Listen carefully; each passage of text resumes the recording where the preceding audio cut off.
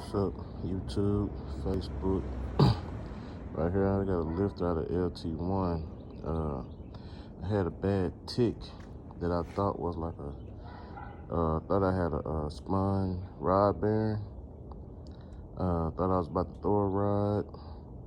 Thought one of my rocker arms was loose. As I, messing with them, just couldn't figure that shit out. Thought I had a cracked flex plate.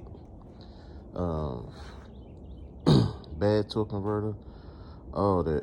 But seen a guy on YouTube and he had a bad lifter. He said he had a misfire and there was hesitation or whatever. I had them, so I went and got a stand on the car, still driving. It's my 96 SS, got LT1 in it, the original LT1. So had them same symptoms in that side of the motor that I heard that tick from. I start pull the intake, pull the valve cover, of course pull the lifters. Out of all the lifters, the one I thought, this what the roller looked like. And what I'm hoping that I did, that my cam is not damaged. So I'm gonna get a little small camera today and look through it. But yeah, that's what it was, but I know they say stuck lifters or whatever. I don't know how to, if that, I know that presses down like a spring or something. That bitch ain't moving.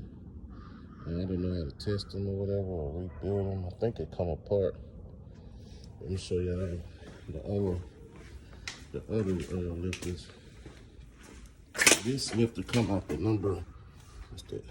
The 5-cylinder on the exhaust side. See, now look at this.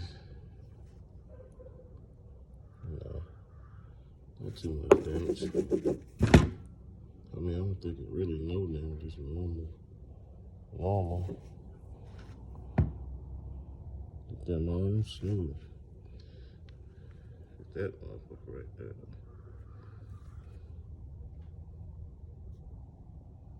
Well, if there's anybody here on Facebook, tell me what you think.